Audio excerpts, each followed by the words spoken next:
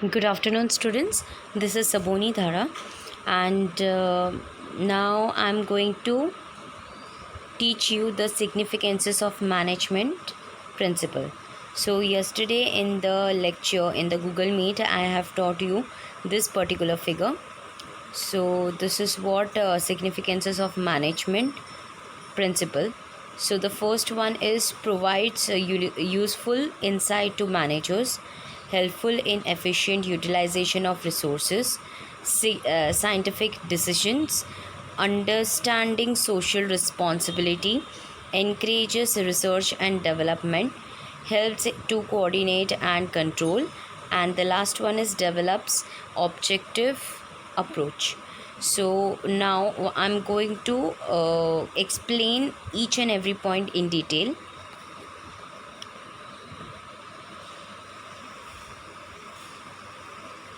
So as you can see here, it is telling that provides useful insight to manager. So it means what? The principles of management helps the managers to understand the organization. So the principles of management help करता है एक manager को ताकि understand कर सके organisation को. एक manager को बहुत ही इम्पॉर्टेंटली ये चीज़ होती है कि ऑर्गेनाइजेशन जहाँ पे वो काम करता है उसको पहले पहचाने. अगर उसको पहचान लिया तो उनको समझ में आ जाएगा कि किस तरह से उसको मैनेज करना है. Second one, the study of the principles helps to improve the understanding of the situation and problems. ये और भी अच्छी तरह से हेल्प करता है मैनेजर्स को ताकि वो स्टडी करे सारे प्रिंसिपल्स और इम्प्रूव करे अपने अंडरस्टैंडिंग लेवल और सिचुएशन को और डील करे प्रॉब्लम से ताकि अच्छी तरह से वो क्या कर सके प्रॉब्लम में सल्यूशन दे सके. Okay, so this is very much important. Principles of management is very much important from a manager's point of view. It further helps the managers to find out the solutions to the problem and handle situation. So it also helps the managers to control the situation and to come out with a exact solution of the problem and to handle the situation very tactfully. मतलब बहुत ही intellectually decision लेना. Intellectual decision का मतलब है अपने intelligences, experiences and with the help of the principles of management के हिसाब से हैंडल करना. Next one, management principles are an outcome of the experiences of the various professional people. So management principles क्या है? एक ऐसा है जो एक्सपीरियंस के बाहर आता है, एक्सपीरियंस से बाहर आता है एंड वो प्रोफेशनल पीपल को क्या करता है? हेल्प करता है. सो एक्चुअली जितने भी 14 प्रिंसिपल्स ऑफ मैनेजमेंट है, this is very very crucial in for implementing the things in the organisation by the managers.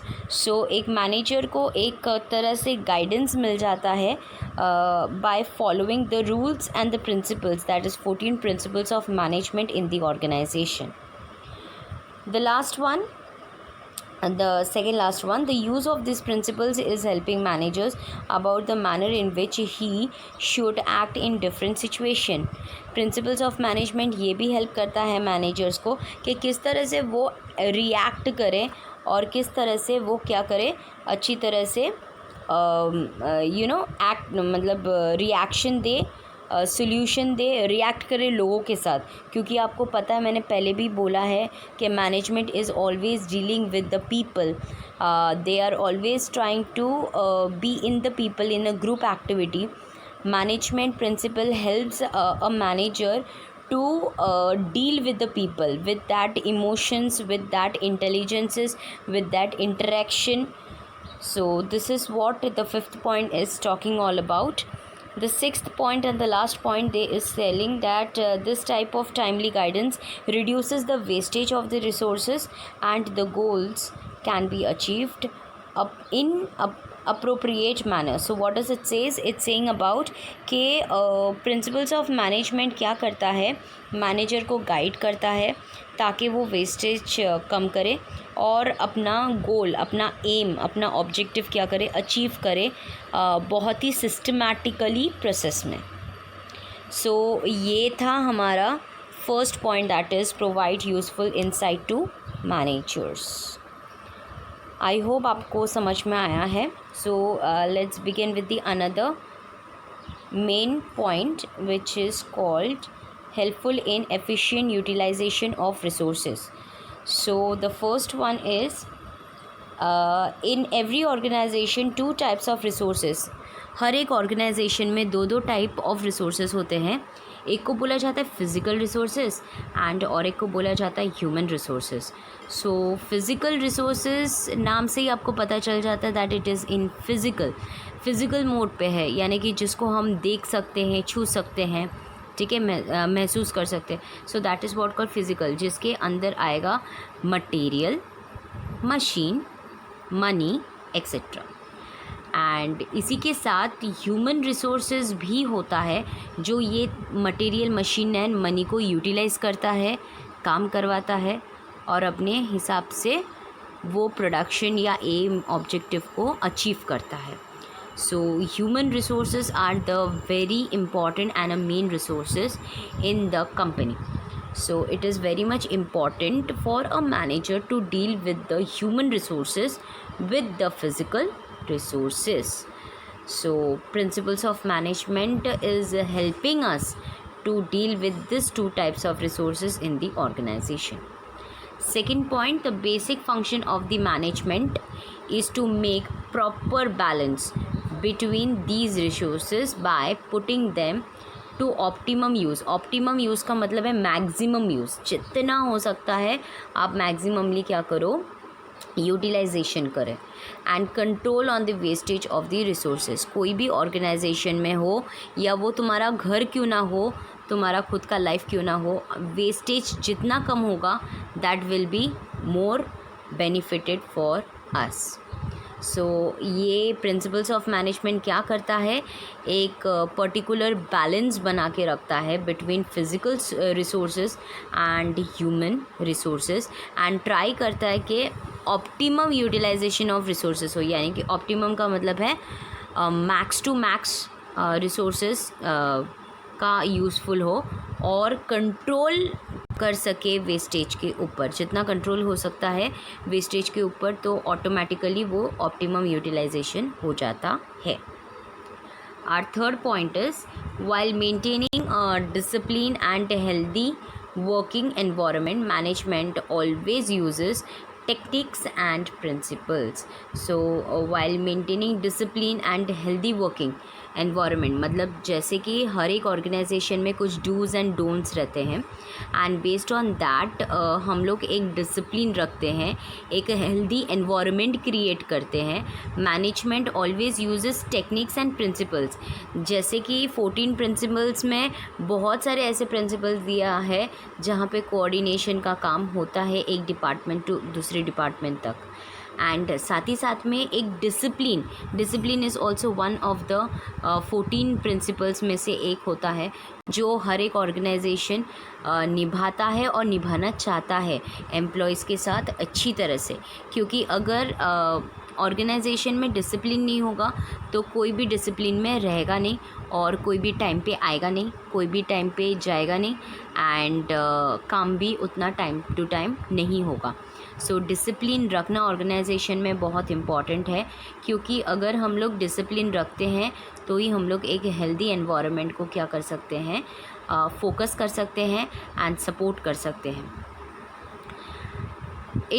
It helps in establishing cordial relationship between a management and employees, which increases the efficiency level of the employees and also affect the effective administration. So it is telling that it also establishing the cordial relationship. cordial relationship का मतलब है एक जो boss and employ के under में जो relationship होता है उसके बारे में यहाँ पे बोला है, उजागर किया है कि जिस तरह से जिस तरह से एक इस्टेब्लिशमेंट होता है रिलेशनशिप का इन दोनों के बीच में, that is management and employees के बीच में, वो इंक्रीज़ होना चाहिए। वो कैसे इंक्रीज़ करता है? मैनेजमेंट जो कंपनीज़ के होते हैं वो बेसिकली क्योंकि आप लोगों को पता है कि इंडिया में बहुत सारे अलग अलग फेस्टिवल्स हैं, तो वो चाहते कि हर एक फेस्टिवल्स अपने एम्प्लॉयज़ के साथ निभाए, एक अच्छा रिलेशनशिप बॉन्ड करता है, वो बनाता है। एंड साथ ही साथ में हर एक ओकेशन थोड़ा बहुत उन लोग सेलिब्रेट करने की कोशिश करता है, ताकि जो वर्किंग का एनवायरनमेंट हो वो थोड़ा सा अच्छा लगे सबको, थोड़ा सा मतलब, क्योंकि हम लोग काम करते हम लोग थक जाते हैं, लेकिन बीच बीच में अगर हम लोग ने दिवाली के टाइम पे थोड़ा सा अगर दिया जला लिया, या एक ऐसे दिन ऐसे रख दिया जहाँ पे ट्रेडिशनल वेयर हम लोग ने रख दिया, वहाँ पे रंगोली बनाना हम लोग ने थोड़ा सा बना दिया, तो ये सारी चीज़ें अगर हम लोग ने किया, या क्रिसमस के टाइम पे, दिसंबर के टाइम पे, क्रिसमस के टाइम पे हम लोग ने एक क्रिसमस ट्री बनाया, सेंटा को बुलाया, सबको चॉकलेट्स दिए, सबको थोड़े बहुत गेम्स दिखाया, सिखाया और पार्टिसिपेट करने की कोशिश की। तो ये सारे जो चीज़ हैं वो एक ऑर्गेनाइजेशन मैनेजमेंट कंडक्ट करता है, ताकि एक हेल्दी एनवायरनमेंट क्रिएट हो सके विद इन दी ऑर्गेनाइजेशन, क्योंकि उनको भी पता है कि एम्प्लॉयज़ को जितना फ्रेश उनका माइंड रखा जाए, that will be more good and convenient for them. And इसी के वजह से ये सारी चीज़ें क्या हो जाता है, एक स्ट्रॉन्ग रिलेशनशिप तैयार हो जाता है बिटवीन अ मैनेजमेंट यानी कि boss and between an employ यानी कि workers, labours etcetera. So example यहाँ पे बोला है कि use of standard tools and machinery helps in increasing quality of or productivity as well as in the increasing level of efficiency of human resources. So it is always states that कि आप अगर अच्छी तरह से standard tools machinery अगर use करते हैं तो that will help in the quality or the productivity in the organization, and also it is going to be increase in the human resources development. सो इसी तरह से हम लोगों का ये पॉइंट ख़त्म होता है, जहाँ पे ये चीज़ बोला जा रहा है कि जिस तरह से भी मैक्सिमम यूटिलाइजेशन करना ज़रूरी है रिसोर्सेज का। रिसोर्सेज दो प्रकार के होते हैं, that is physical resources and human resources. So ये दोनों रिसोर्स को मेंटेन करना, बैलेंस करना बहुत इम्पॉर्टेंट है, और साथ ही साथ में इसको इस्टेब्लिश एक अच्छा बॉन्ड, एक अच्छा रिलेशनशिप कंडक्ट करना भी इम्पॉर्टेंट है। आई होप ये समझ में आया है आप लोगों को पॉइंट। नेक्स्ट पॉइंट हम लोग जाते हैं जिसमें दिखा जाता है साइंटिफिक डिसीजन। अभी मैनेजमेंट में साइंटिफिक डिसीजन का मतलब कुछ और होता है, इट इज़ नॉट के साइंस का डिसीजन होता है। साइंटिफिक डिसीजन का मतलब है, जैसे कि साइंस में आपने देखा रहेगा 10th स्टैंडर्ड तक सब रूल्स, प्रिंसिपल्स, लॉज होते हैं अलग अलग, gravitational laws and all that. So actually ये सारे लॉज रिसर्च एक्सपेरिमेंट करने के बाद उन लोग क्रिएट करते हैं साइंटिस्ट। सो इसी तरह से मैनेजमेंट भी एक scientific method and decision maintain करता है। वो पहले रिसर्च करता है और उसके बाद सिस्टमैटिक प्रोसेस में वो डिसीजन अपना लेता है। सो देखिए फर्स्ट पॉइंट में ही यहाँ पे बोला है, बहुत क्लियरली बोला है that in business organisation a scientific decision means systematic और balanced decision. Principles train the managers to handle critical situation tactfully. Otherwise, the managers have to work always with trial and error methods. So यहाँ पे first 2 points में यही बोला है कि scientific decision का मतलब है कि सिस्टमैटिक और बैलेंस डिसीजन लेना, साउंड डिसीजन लेना, यानी कि ऐसा डिसीजन लेना एक मैनेजर को तभी डिसीजन लेना चाहिए जब भी वो गुस्से में ना हो, क्योंकि हम लोग गुस्से में हैस्टी डिसीजन ले लेते जल्दबाजी में, ताकि हम लोग को लेट ना हो जाए करके, लेकिन that is going to be very big problem in coming future. So इसीलिए एक मैनेजर को हमेशा हर एक डिसीजन सिस्टमैटिक लेना चाहिए. सारी चीज़ों को देखने के बाद वो डिसीजन लेना बहुत ज़रूरी है.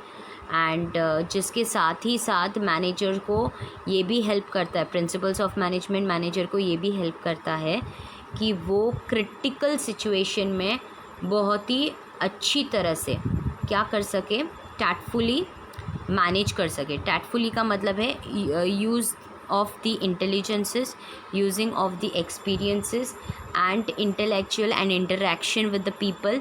ये सारी चीज़ें को वो देखकर, सिचुएशन को देखकर मैनेजर डिसीजन ले, क्योंकि अगर ये सब नहीं देखेगा तो मैनेजर्स हमेशा ही काम करता रहेगा एरर मेथड में और ट्रायल मेथड्स में। ट्रायल मेथड का मतलब है बार बार काम करना, ठीक है, मतलब पूरा नहीं हो रहा है, सक्सेस नहीं हो रहा है तो बार बार काम करना, यानी कि एरर मेथड होता है इसका मतलब। And the third one is with the use of various management principles, one can get an idea about how to analyze the situation, to search alternative options and their results.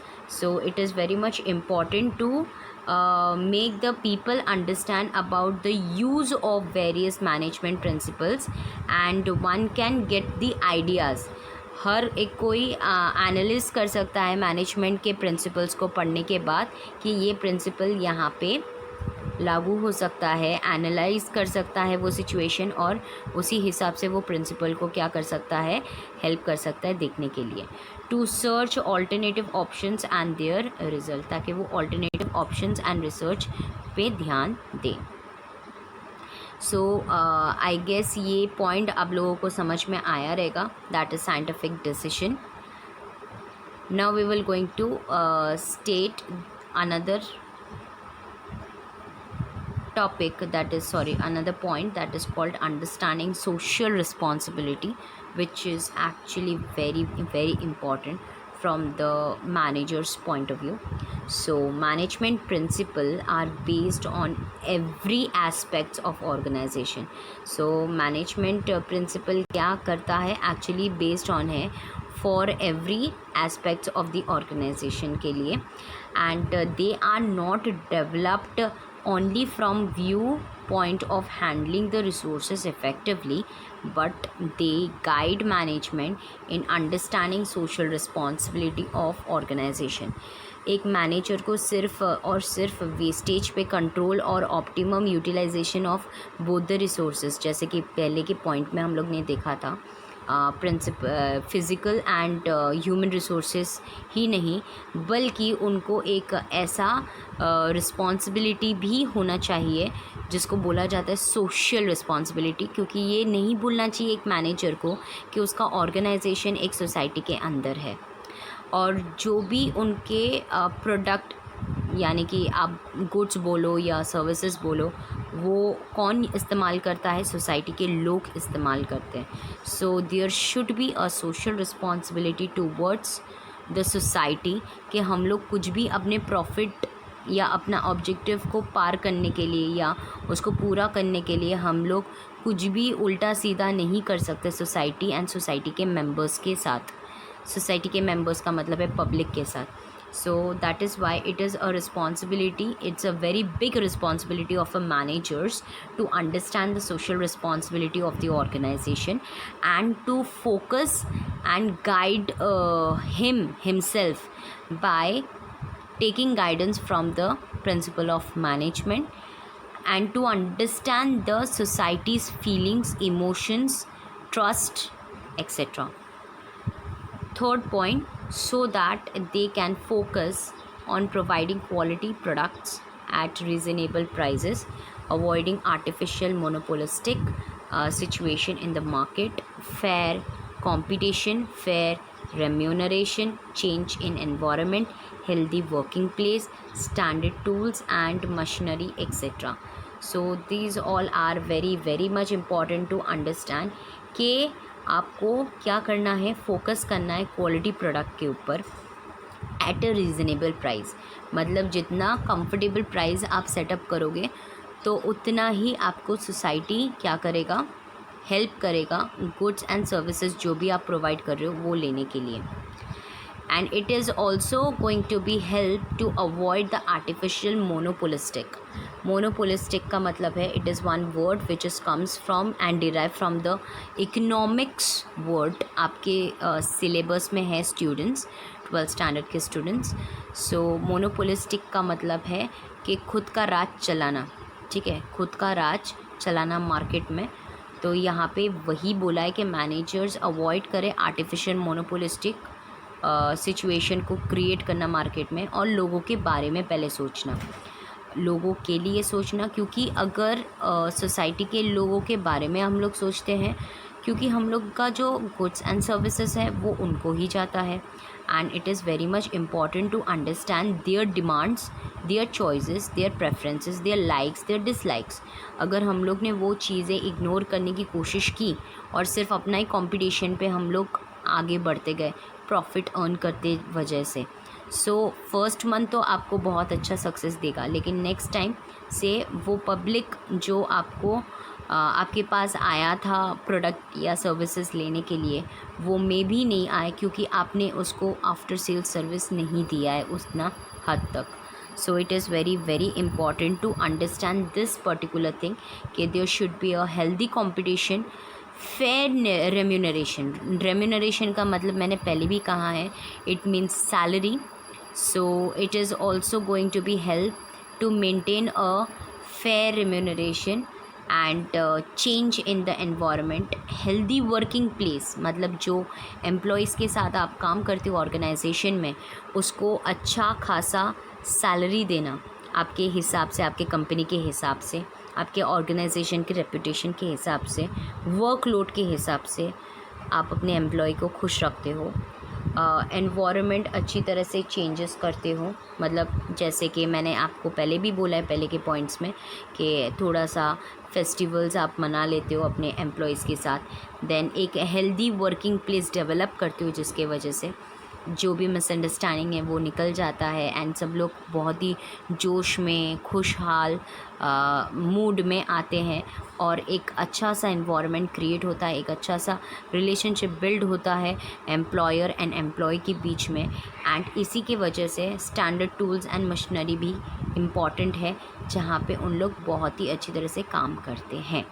Workers and the employees will going to work in a very systematic way with the help of proper tools and management, and that will help in good production, healthy environment, and build up a very good relationship between the employer and employees and also in the society. So it is a very big task for a manager to understand the social responsibility, not in the only for the customers जो हमारे customers हैं, but also to the employees, क्योंकि वो employees भी जो काम करते हैं वो society से ही belongs करते हैं. तो हम लोग ने अगर कोई भी चीज़ गलत किया उनके साथ तो वो चीज़ बाहर जाके फैल जाएगा, हम लोग का रेपुटेशन ख़राब हो सकता है, ऑर्गेनाइजेशन का रेपुटेशन ख़राब हो सकता है. तो इसकी वजह से एक मैनेजर्स को बिल्कुल भी नहीं करना चाहिए कुछ भी गलत या गलत बिहेवियर टूवर्ड्स दी ऑर्गेनाइजेशन और ऑर्गेनाइजेशन के एम्प्लॉयज़ के साथ, ठीक है. सो इसके साथ मैं यहाँ पे आज ख़त्म कर रही हूँ. The next we will going to see that encourages research and development, R&D, helps to coordinate and control, develops objective approach. So ये 3 पॉइंट मैं आपको नेक्स्ट लेक्चर में बिल्कुल ही बताने वाली हूँ, एक्सप्लेन करने वाली हूँ, क्योंकि रिसर्च एंड डेवलपमेंट में बहुत ज़्यादा बड़ा पॉइंट है. So I need to focus and I have to give you more examples on that. So I hope so आपको समझ में आया है मेरा वीडियो. अगर वीडियो समझ में आया है, मेरा लेक्चर समझ में आया है, don't forget to click on the like button and subscribe my channel for more updations, for more tricks and tips which I will going to release in the coming days. And मैं पूरी हद तक कोशिश करूँगी कि starting of the year से ही मैं आपको गाइड करते रहूँ ताकि आप लोग प्रैक्टिस करते रहें अपने हिसाब से एंड बोर्ड एग्ज़ाम तक आप बहुत ही अच्छी तरह से प्रिपेयर करें अपने आप को. Because of the quarantine, because of this कोविड-19 हम लोग मिल नहीं पा रहे, but no worries, we will going to solve and resolve our doubts very properly. We will going to conduct Google Meet once in a week to clear all the doubts. So वो भी एक है option. और एक भी option है, आप कोई भी कमेंट्स रहेगा, मतलब डाउट्स रहेगा, आप कमेंट बॉक्स में आप प्लीज़ लिख सकते हैं एंड तुरंत आप उसके बाद डाउट मैं क्लियर कर सकती हूँ. But don't keep any doubts in your mind, in your heart, because this particular academic year is very very important from yours point of view and from my point of view as well. So don't keep any doubts. Please tell me, ask me in the comment box. Okay, thank you so much for your precious time. Thanks for watching my video. Thanks a lot. God bless you all. Stay home, stay safe. Bye bye.